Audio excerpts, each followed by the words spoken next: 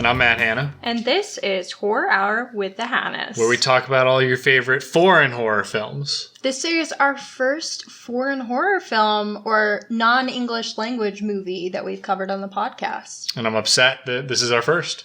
I know. We're worried people won't listen, so...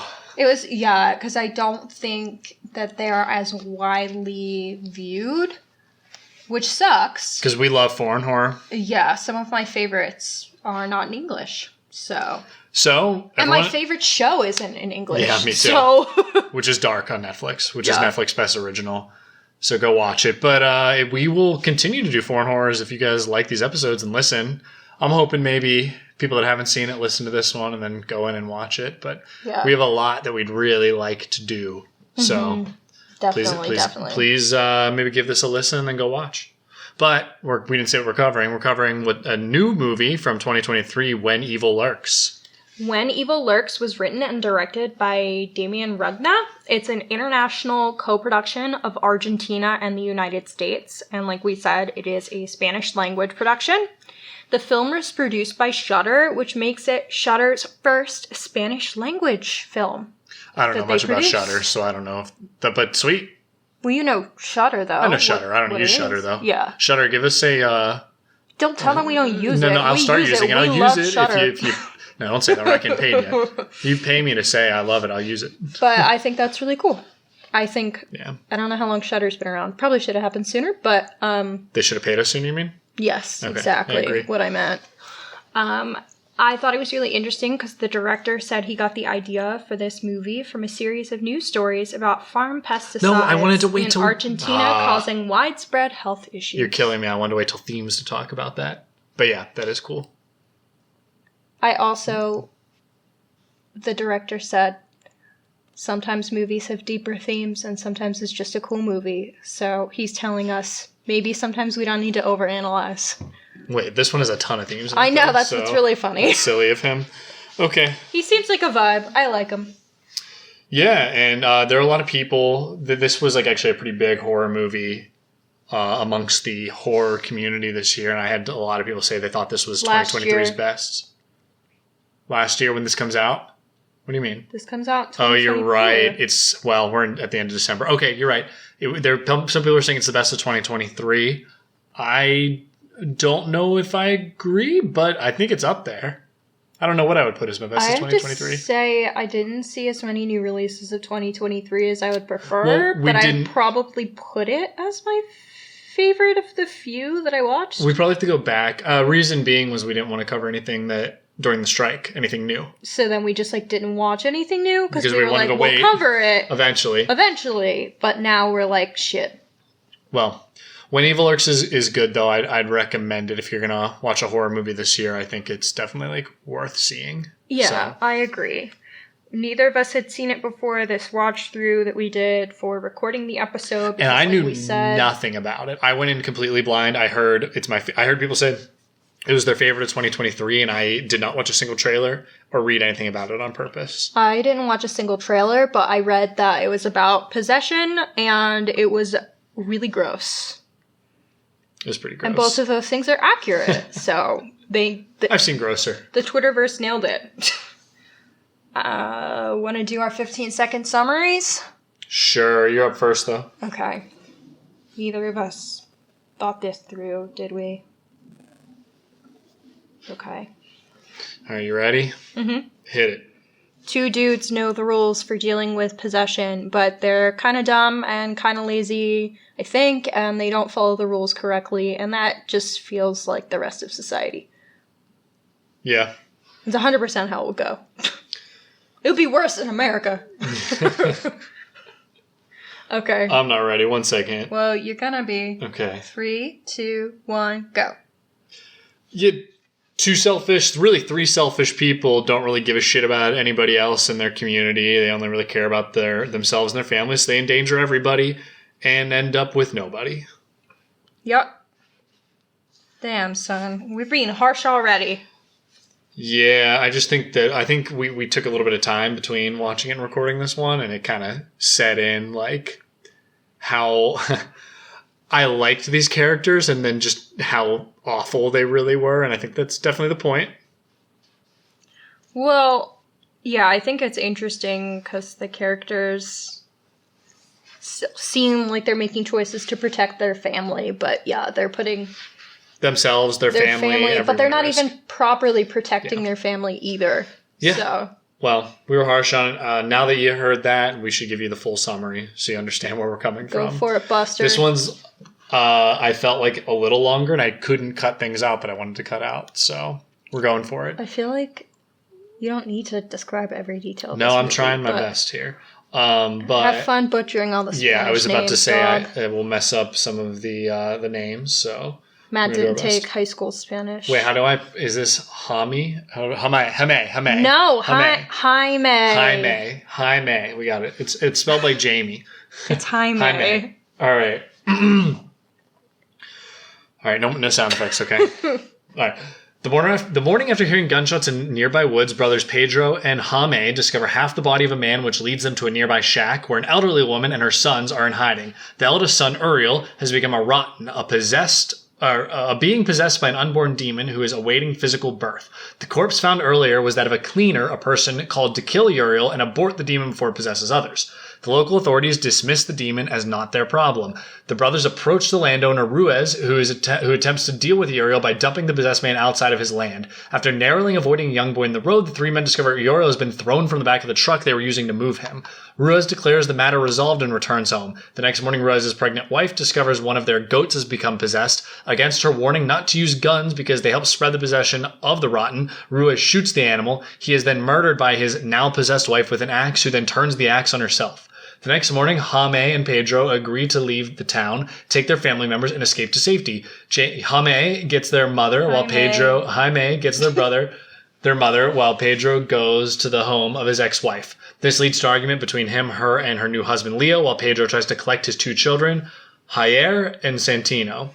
While they're distracted by the argument, the family dog licks Pedro's demon-mucked clothes, becoming possessed, and then savagely attacks Vicky, his ex-wife's youngest daughter, with Leo. Leo and Pedro chase the dog, and the former shoots him. Pedro returns to his ex-wife, but sees Vicky is back unharmed and threatening his ex-wife. So, Pedro steals their car. As Pedro drives away with his sons, he witnesses Leo crash his car into Sabrina as Vicky dances while onlooking. After Pedro picks up Jaime and their mother, the assembled family leaves town and arrives at the house of Murta, a former cleaner and friend of Jaime, who invites them to stay overnight. Murta warns Jaime about Jair, who is... Jaime, I'm going to mess it up every time. But warns about Jair, who is autistic, as exhibiting signs of possession, which Jaime dismisses. The possessed corpse of his ex-wife kidnaps Santino, and Murta advises that Jaime chase after her while she and Pedro search for Uriel to end the demonic plague. While seeking out his ex-wife, Jaime discovers that it's not his ex-wife, brother's ex-wife, discovers that she has killed Santino and runs her over in a fit of emotion. In doing this, he collides with a tree. The brother's mother stays at Murta's house and waits with Jair, who returns to the house, now speaking clearly and without impediment. Pedro and Murta's search leads them to a schoolhouse filled with possessed children who boldly lie to the pair in order to enable the demonic birth. The pair find Uriel under the stage in a small auditorium, and Pedro tries to properly unearth him as Murta sets up a cleaning equipment. Cleaning being what removes the demon. Losing his patience and believing one of the children's lies about a fire axe nearby that might help, Pedro runs the office while Murta screams not to leave her. While he's away, the children trap Pedro, kill Murta, and dismantle the equipment. Enraged, Pedro beats Uriel to death with a piece of the broken equipment. The demon inside Uriel is born soon after, shedding his corpse and presenting itself to the defeated Pedro. The newly born demon walks out into the morning sun, followed by the children. Pedro, Jaime, and Jair return home. Jaime finds Uriel's possessed brother, who tells him he killed the original cleaner 4 days ago, devouring him. He also reveals he did the same to his mother the night before and alludes that Jaime's mother has suffered the same fate. Inside, Pedro feeds Jair ice cream, but he begins choking and coughs up Pedro's mother's hair. Pedro walks outside and collapses in grief, having lost everyone but Jaime. I had to say that name way too many times. That was hard. That was my hardest one, guys. Well, yeah, because you don't speak Spanish and you don't have that was written in English. Names. I know, but like the foreign names. I also realized I didn't explain who Sabrina was, so I did not say Sabrina every time. Sabrina was the ex-wife, but yeah, we figured it out. Watch the movie; it's pretty cool.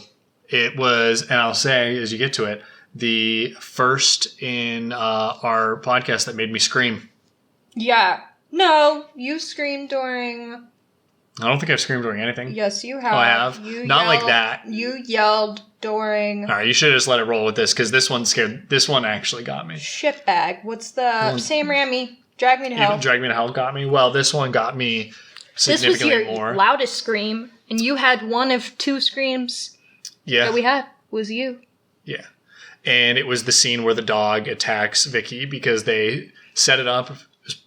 One of my favorite scenes. I'll probably say it was my favorite scene. That's my favorite scene. Spoilers, it was one of my 2 favorite scenes. But it is set up, so I'll just say right now, it was set up where you see the dog lick the pants, so you know it's going to be possessed, and they just take a really long time. It was just so masterful at building up tension to knowing this dog was going to attack this little girl. And it was this big pit bull, and it sat next to her, and it seemed real sweet, and I was like, I know eventually this thing's going to go like buck wild.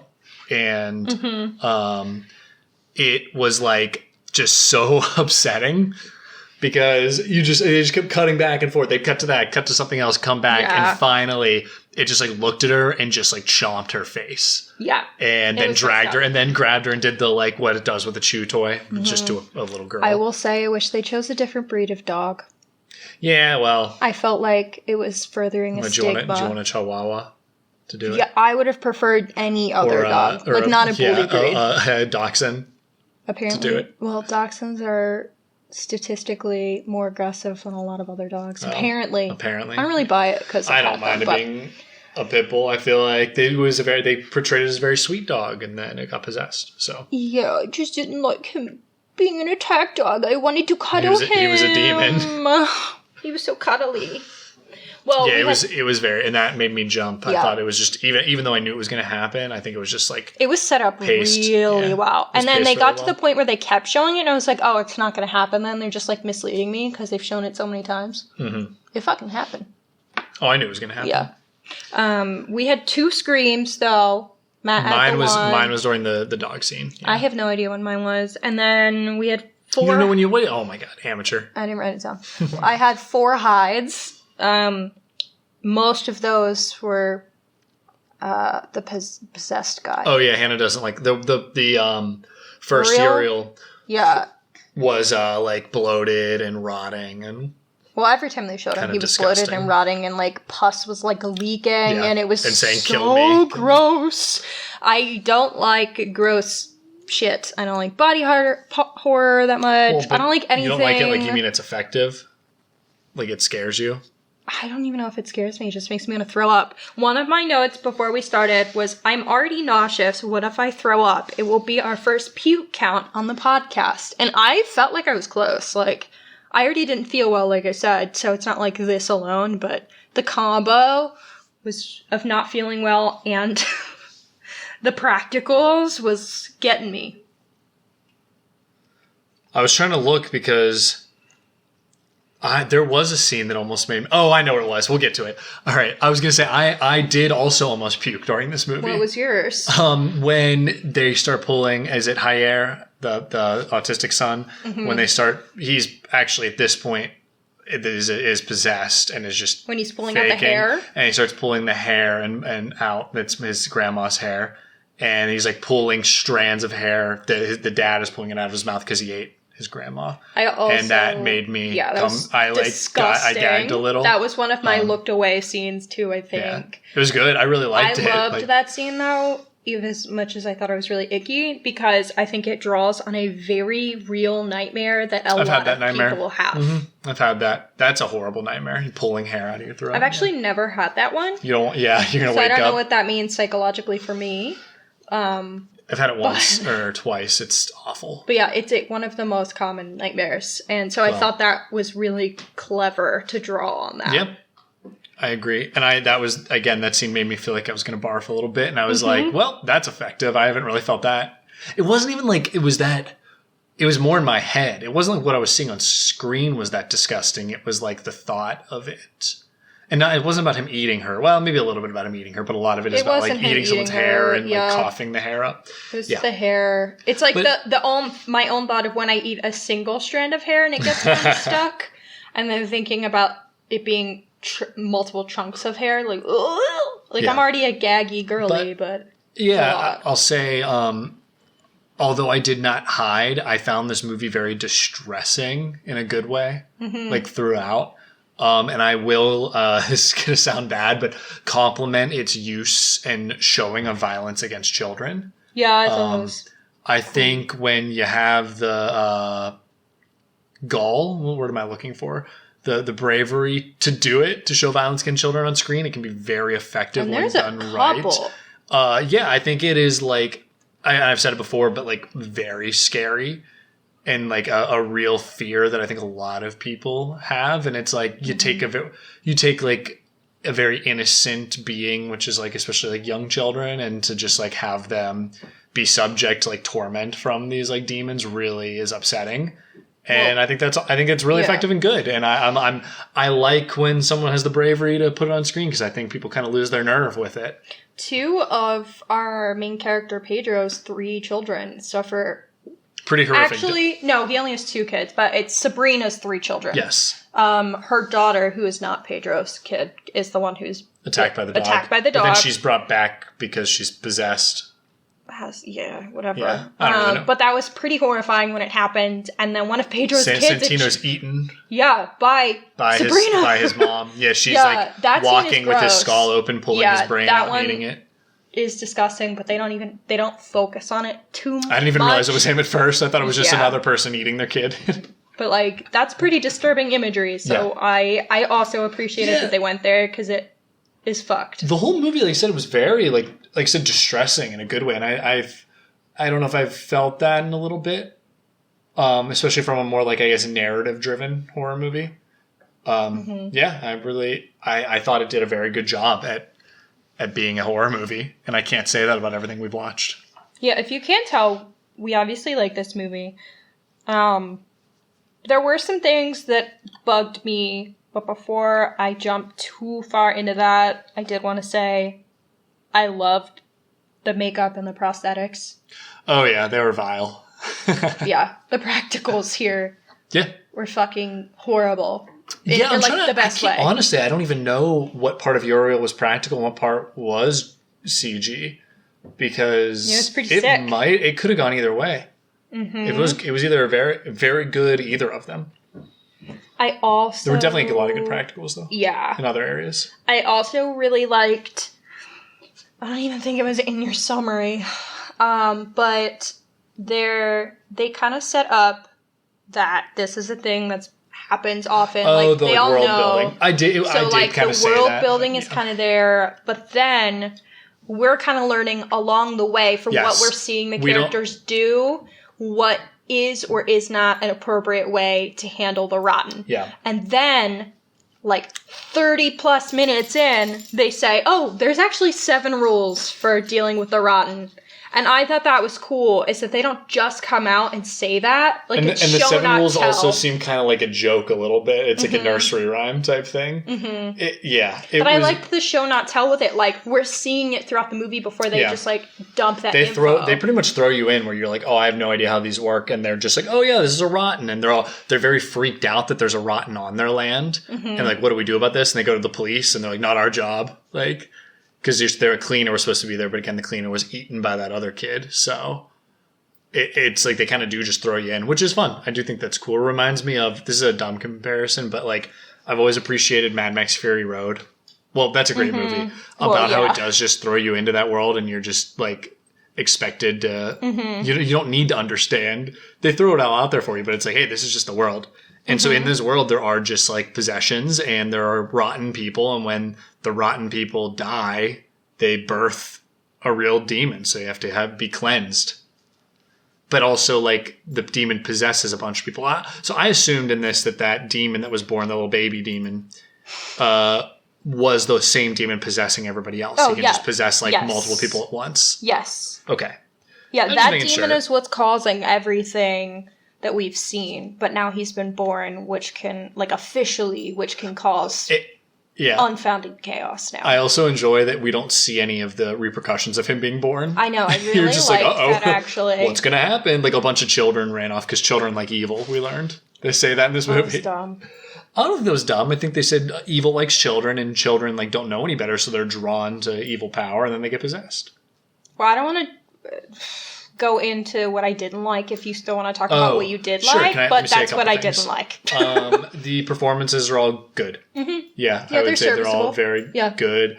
I have to wonder if, like, it not being a language that I know, if it's harder to tell. I typically think that you can tell from someone's emotion and the way they deliver, even if it's not your native tongue, if it's good or not. But I think specifically the actor playing the nonverbal son, who's on the spectrum, he was doing a really good job. It was like a pretty sad performance. Like, it was upsetting. I also, like, I saw a really funny Reddit post about this, how in the story, when the demon goes into him, demons are unable to initially, like, figure out what's going on because his, like, brain works differently as someone who has autism. And I saw people being like, hell yeah, like, I'm so happy that, like, someone who was autistic was like, I'm the demon's kryptonite. And, like, a lot of people were talking about how, like, cool they think that is. And I was like, that's hilarious. Like, I love that, like, kind of like, happy spin on it to be I thought that was really cool. If you have autism, you're demon kryptonite. You know? Like, you have this strength against them that not everyone has. Yeah. No, I really enjoyed that. And it is funny. Like, so the demon struggles. He basically is, like, stuck. It takes him, like, hours to possess this character. So, on that note, I also wanted to add that one of my favorite scenes, besides the dog, which we already mentioned, was when his son starts talking to the grandma, because he's clearly nonverbal, and then he starts having, like, a legitimate conversation with grandma, and then it just shows grandma's face horrified because she also knows, like, he shouldn't be able to talk, so then she knows he's possessed. And I wish we got a little bit more with their dynamic while he was possessed, but I also then think that would ruin, like, the twist at the end. So I understand why they didn't, but that honestly gave me the heebie-jeebies so bad. It was so creepy. I think it's really funny the way they do it, because when he does, it then is such a great reveal of, like, the hair, because you know that, like, something happened to grandma, but then, like, it was great. I loved that a lot. It was good. So we talked a lot about what we liked, sort of some of the things you did not like about this movie. I'd say the primary thing was I felt like the school subplot came out of nowhere for me and seemed kind of dumb. Like, I didn't feel like there was a good amount of a lead up regarding, I mean, they say evil loves children and children love evil. And I didn't really feel like that was set up very well before that scene where they then say that.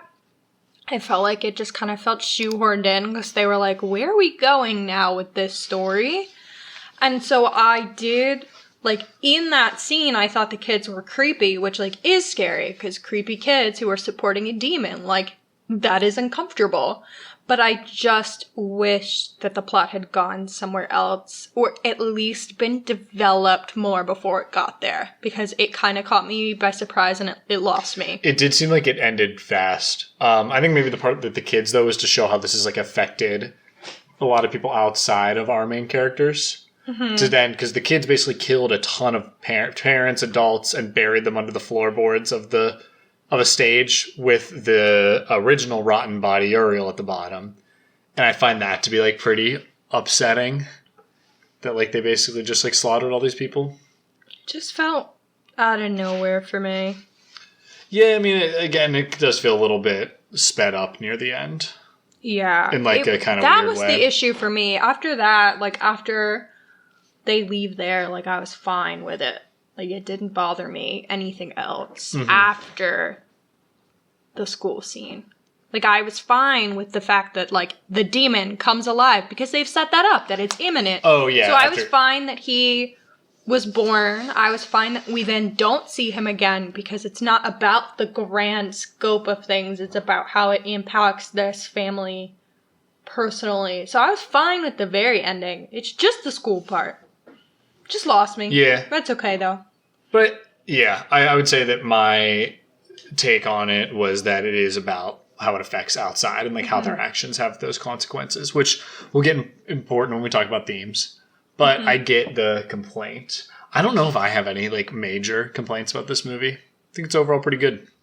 I like it. I like them dropping us into this world. I think it's a really very just like fun way to do a possession horror. Like it's such a different take on the typical possession horror, which gave me a lot of fun. I thought this movie did such a good job of like letting you kind of stew in what you already know is going to happen. Like it does a really good job of telling, like kind of just waving in your face what's going to happen, and then lets you sit with it. Yeah. And I thought that was really cool. I thought it's well made. Like I trying to find something to complain about. I don't think this movie's like a perfect movie by any stretch, but I find it hard to find something to like be upset about. Maybe Myrta was a little underdeveloped. That was going to be my second thing that I had to complain about. That she was like a previous cleaner, but maybe also I thought she was a fraud she was like a religious person or a pastor or something that was a fraud, and then became a cleaner after. But that was like all we got. Like repent. To do something like good. I don't know. But then that was all they said about it, and I was like, what?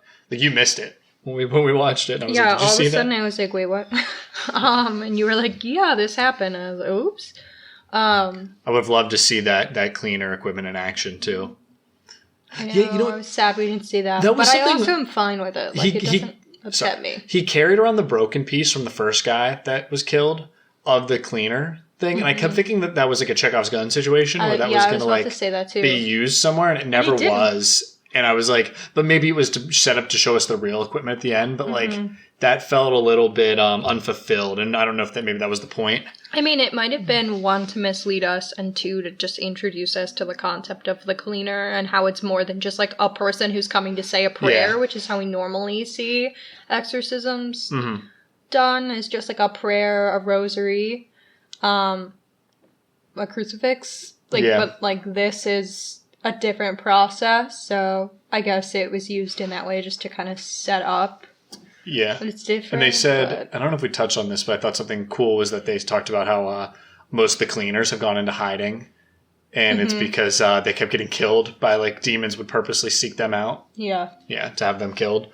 So, or possess people to kill them.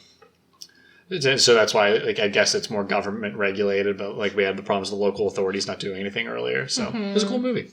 Cool premise. Well, could we get into themes? Because you just kind of brought one up. Sure. Obviously, in this film, like, they're meant to rely on those institutions to help them. Like the government, the cleaners. And it's really clear that those government systems have failed them due to indifference or laziness. And so I think that that's a major theme, and I think it does tie into the writer and director's real experience living in Argentina with the farm pesticides causing widespread health issues, because that like wasn't properly regulated and addressed by the government. What it originally started as, from what I had read, was that the farmers started like going broke because they were losing crops, right? Because of insects, infestation, things like that. And the government didn't do anything to like lift them up or help them or anything. So kind of collectively, a lot of the farmers were like, well, we have to go with like the lesser of two evils here, and didn't really think of the consequences of pesticides. And just as we saw it happen in the United States as well at one point, where we just like loaded everything with pesticides, shot that shit everywhere. And like it actually like increased cancer rates among a lot of people. There were, I think, increased like infant mortality, all kinds of stuff where it's like, because the government did not help, they took action to their own hand, and then it hurt basically everybody. And that's something similar here. And I will say, I think it's interesting that that's like what he said. It's a clear analogy for, because when I was watching it, I thought it was definitely a COVID analogy initially. Oh, I didn't get that. So that was my first thought, was that they have the sick person, right, that is like on their land, and they're going to say, okay, let's just like move them away from us. Let's move it somewhere else, which was, I think, something we saw during COVID a lot, which was like the idea of like protecting yourself, but not really worrying about other people. So that was something that and that was like what we were kind of told with the vaccines, like, hey, get them to protect everybody. But there were complaints about that, right? That you're not going to protect everyone else. And these people just said, just get them off our land, make them not our problem, throw them somewhere else. And didn't really think about the consequences of how it was going to affect everybody else. No, I mean, I see where you got that from. My initial intuition was it was shitting on government being a shit. That also plays into shitting on government, though, was that the government did not properly prepare us and did not properly... they like fucked up every step along the way. It was, masks don't work. Oh no, definitely wear masks. And then you have just more culture war bullshit because of it. Right? Mm-hmm. We got to shut down all these companies, but also like, we're not going to give you any real subsidies or protect you other than some bullshit stimulus checks. And then we're going to give a bunch of money to corporations that are actually just going to lie about what they need and steal it, which you can go look up your companies. There's websites that you can see how much money they took in PPP loans and what they used it for. And, you will find some very interesting things. So that a lot of companies took stuff and that they just paid themselves and they didn't really need. Yeah. And then we got blamed for inflation by saying, oh, it's because you got $1,600. Yeah. No, it was because companies took millions of dollars that they didn't need. Some needed them, but plenty didn't. That's my rant, though. Thank you. Yeah. Something I feel strongly about. But the government did fail us during COVID, I would say. I can add to that in like the COVID analogy, just in a different way now that I'm thinking about it. I think during COVID there was an increased fear of the other as well, and there was like an increased violence against people of color, specifically people from various Asian countries. Just because there was the theory like it started in China, so then everyone became racist. Well, people are clearly already racist, but I think a lot of that racism was targeted towards people of any early Asian, on. Yeah. And I think we do see that here. Like, Ruiz says that this family that had the initial...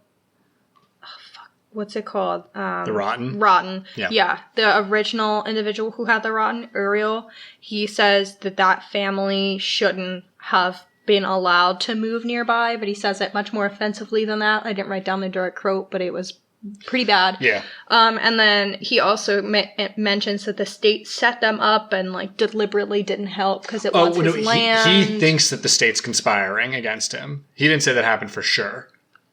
He thought that's how he felt that the government was I'm pretty sure that's what I just said. Oh, sorry. I thought you meant that you were saying it was like a fact that happened. That was just like his conspiracy. All right, my misunderstanding. He said he says that. That doesn't mean that it's true. My bad. And I don't know. I think that kind of ties into, like you were talking about, the pandemic and partially some of the, like, thinking the government is intentionally fucking you over and that, like, and then the, like, inherent racism and problems that came from that with, like, the person carrying the disease being an other. Mm-hmm. So, I don't know. I can kind of see where you got that from. That was my initial when watching it, was where my head went. My head definitely just went to the overall, the government is fucked, because, like, they knew about this for months and months and months, and they didn't get a cleaner there until now, who then died. And they're like, well, it's going to be another, like, several months before we get someone back out here. I have another thought on the COVID thing that I forgot. Okay. Part of it was that they could have just stayed in place, right? They could have stayed put, and their families would have been fine, right? But instead, they move the body and then go to their families to try to protect them. But really, Pedro's the one that brings the disease to them. Yeah. Like, and gives it to them. And that, I think, goes back on the COVID things, is people would just, like, get it and be like, oh, but it doesn't, I got to go do I'm fine. Yeah. And then go do their thing. And that's how I read it. But I think the pesticides read is interesting, too, is it's like, let's protect ourselves. Let's protect our family. And by protecting their family, Pedro and, Jaime, am I saying right? Jaime? Jaime, every time I mess it up, immediately, like, endanger them and endanger that entire town that the rotten wasn't even in. Mm-hmm. Yeah. And the government endangers everyone by not doing anything about it initially. Mm-hmm. Now they're going to have to do something about it. Well, that also begs the question, still thinking about, like, government indifference, is, like, what is the widespread government of this country feel? Like, this would be like this happening in Philadelphia, and then the whole state or country of the United States. We don't know how they feel about it.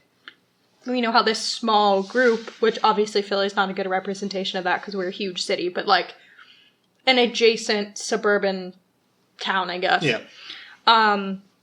Yeah, it begs the question of, like, what everyone else feels on this. Do they have systems set in place? Or are they just also the same way of, like, ignoring it and not taking care of it fast enough that it's like allowed it then to spread to their town too. Because it seems like Sabrina doesn't think, like, she doesn't care. She's not thinking about it.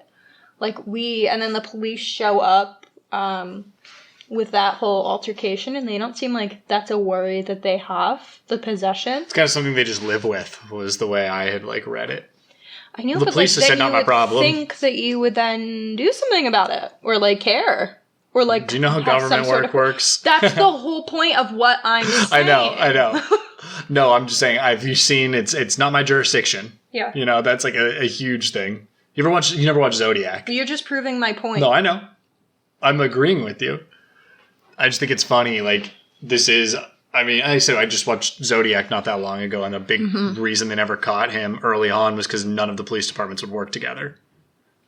Nice. Like, I mean, you've seen that with plenty of serial killers, we see that with with true tons crime of stuff. Cases that yeah, they just refuse to work together. lines. Not my jurisdiction. And it messes a bunch of stuff up. Mm-hmm. What other reads do you have on this? I mean, I think it's also just that, like, individual people are dum-dums or lazy or impulsive or greedy.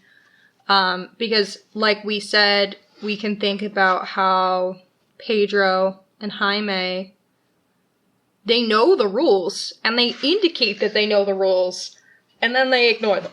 They're playing into extreme individualism, where they're like, I only care about me and my family, or my land, right? There's definitely a property element to this, where Ruiz is like, this is my land, I can control it, I will endanger everyone to protect my property. And then Pedro says, I'm going to go get my children, also kind of property in this sense, and I'm going to protect my property or my children and endanger the rest of this town by bringing in the muck on my pants. When they could have just like waited this out, figured it out back there in the countryside and not their brought clothes it anywhere. Yes, yeah.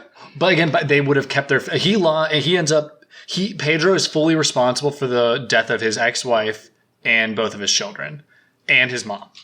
Mm-hmm. Pedro is fully responsible, and he is only left with his brother at the end, which is all he had at the beginning. He kind of goes full circle with it, but it's like his fault. And I think that, like I said, that plays into the radical individualism that I think we see in the United States a lot too, which is I can do whatever I want. I don't care how it affects other people. Yeah. And, yeah. And I think, again, it all does play back into that pesticides thing as well. Is like, and maybe we ask the question one step higher is, why do people feel the need to do whatever they want to protect themselves, not anybody else? And it's because the government doesn't do anything to help them either. So we have to look out for ourselves. Yes, so we have to look out, or we have to put people in power and demand of our government to take care of people properly. Mm-hmm. That's probably the real answer, but that's not happening in the U.S. anytime soon. So and we're thinking about this obviously from the frame of the United States and all the nonsense that happens here, but the writer-director is Argentinian. So clearly, like, these are, which we know, these are issues that transcend country, language, place of origin, ethnicity. Moral of the story is care about other people, care about your impact on other people and how you can harm others, and then also demand your government give social safety nets and try to put you in a position to succeed and help people that are in need. So. Did you have any other themes you wanted to discuss or that you thought of? No, I think I laid it all out there. Okay. That's kind of all I had I think too. that's the main thing. Mm-hmm. This movie's cool. It's mean as fuck. I think for the type of theme that it's going for, it needs to be mean. Yeah. I think... this ties in. I didn't say it. We've talked about mean horror movies and how there's waves of where horror movies can be very mean or very not mean. And I think when a horror movie is mean for mean's sake, it usually doesn't work, because I think a lot feel that they need to have an unhappy ending to be a horror movie, which just isn't true. But you'll see a lot of times where it's just unearned, is what I would say. Unearned meanness, where I felt this one was completely earned. Oh, and that's what makes it so good, is it's because Pedro does fuck up. Like, this is he messes up throughout the whole movie and makes bad decisions throughout the whole movie. Like, he earns this ending for himself. Yeah. And again, I think the themes play into, like, this is the reality of when we don't take care of each other, where things lead. Like, you're going to lose everybody. 100%. And I like that I like when a movie's mean and it has a reason to be mean. Definitely. Did you have any hot takes about this movie? No, I think it played into my hot take on, what was the one? The Ready or Not, which was, should have showed the children blow up. This one shows those kids get messed up, and I said it before, I think that it is very effective. So, I don't know, do you have any hot takes? Maybe one of my hot takes is, I know a lot of people said this was their favorite horror of 2023, and I know we said earlier that I could agree with that, but I didn't see a lot of horror in 2023. We need to cover Infinity Pool. Oh, yes, I really want to watch that, and I know that would be in my top 3. But what... You know? I just know. You just know? I just know. How much Cronenberg have you watched? 0. No, you watched Baby 1. Cronenberg. Yeah. Okay, but what I was going to say before you interrupted me is my hot take is maybe that 2023 just wasn't my favorite year for horror. Yeah, I think we got a couple fun ones. I think Talk to Me was good. I kind of liked that Alien one. What was that called? No One Will Save You. Yes. I like the first 15 minutes a lot. Yeah, but that's, it's not a 15-minute movie. So. Oh, I lied. Also, Infinity Pool is Baby Cronenberg. It's Brandon, not David. Okay, well, I've seen one. So you have seen one of his. You've seen one of his 3 or 4. I don't know what he has. Yeah, I don't know. I don't know if I want to speak on it. We didn't see Beau is Afraid. I feel like people are kind of people are hit or miss with that one, and they're not positive whether they call it a horror or not. I just it's kind of a drama. Hear about the penis monster. I'm excited to see that eventually. I need to see the penis monster. I don't know what it means. I'm so excited. How we put off seeing this movie, I don't know. I think, honestly, I put off seeing that because I didn't want it to, ruin my view of Ari Aster since his first 2 are so good. I'm sure it's still good. I'm sure. But that's my hot take, is I don't know if 2023 is my favorite year for horror. Yeah, I mean, we watched a lot of horror in 2023 that wasn't from 2023. Exactly. So. Yeah, so I don't know. But that's all I got. Well, we talked about favorite scene. Our rating. Yeah, we got our rate. Oh, this is a short episode. That's okay. It happens. All right, I know my rating. If you can be I have short my rating. and sufficient. Why not? Yep. Do you want to go first? Yeah. Okay. I'm feeling an 8. Maybe a 7.5, but I'll go 8 just to be nice. I think that the first half of this movie, I was really into it. I thought it was really suspenseful, really gross. There was a lot about it. I thought it was doing really well, but it certainly lost me with the school stuff. And so that is honestly the main reason for me not giving it higher. I'm going to give it an 8. And I think I would say definitely see it because I think it's different from anything we've seen recently. I'm always going to go to bat for foreign horror as well. As I've always said, I think you're going to get something different out of every foreign horror you watch compared to what you're going to get from Hollywood horror, which is always just fun to see what is out there. Performances are good. I think it's well made, well shot, well directed, and it's scary. I said it's one of the scarier, if not one of the scariest that I think we've covered so far, for me at least. For you. Part of that's that I hadn't seen it before, though. Yeah. There are movies I had seen multiple times that I still screamed or I need a recommendation for something that's really gonna upset me. Cry. Yeah, I've been wanting it and I just haven't found something. I do think maybe the first time we watched Barbarian I felt that way a little bit, but again, now that I've seen it, I just have a lot more fun with it. I need something that's I really want to find something that's gonna make me feel like that dog scene did, except for a more prolonged period of time. I feel like maybe Skinamarink would, but I just don't know. That one's hit or miss for people too, and we haven't seen it, so yeah, we shall see. If anyone has recommendations, I'm looking for something. Matt wants to cry. Send recommendations. Maybe the Wailing was kind of upsetting. That was another foreign horror, if you remember that. That didn't get me. I really didn't retain that movie very well. Well, we should cover that on here because it's really good. I can't even remember if I liked it. You did, but it was good. Okay. Yeah. I just that one in one ear and out the other kind of thing. So, I think you know what. Are you just ranting to drag the runtime? Yeah, I'm making the runtime longer. No, I'm just thinking that's not necessary. I'm thinking I'm trying to name drop movies. Short and sweet. I'm name dropping movies for people to recommend them. I'm trying to get you see if anyone bites. Lake Mungo upset me, if I remember. That's what I was going to say. Haven't seen it. Watched it without me. Yep. I did. You weren't interested. All right, let's wrap this bad boy up. All right, so we're giving it an 8. Watch it. Support foreign horror. I think that was my first... Oh, I'm a liar. I was going to say I think that was my first Argentinian horror, but Climax was by an Argentinian director. Mm. So I have seen something Argentinian related. Adjacent. It has French people in it, though. Okay. Well. As Bong Joon-ho said at the Oscars, Golden Globes,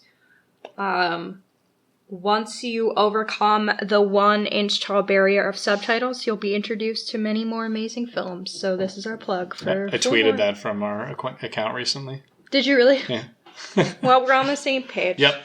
All right. No, yeah, we want to do more foreign horror, so like I said, watch this and then we can do more.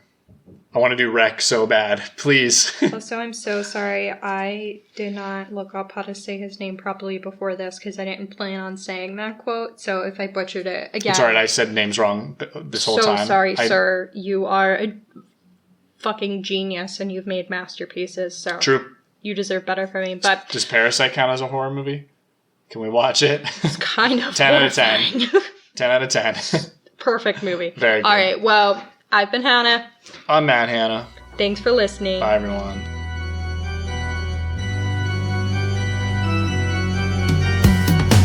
Thank you for listening to Horror Hour with the Hannas. Make sure to listen to future episodes on Spotify, Apple Podcasts, Amazon Music, iHeartRadio, or wherever you can find podcasts.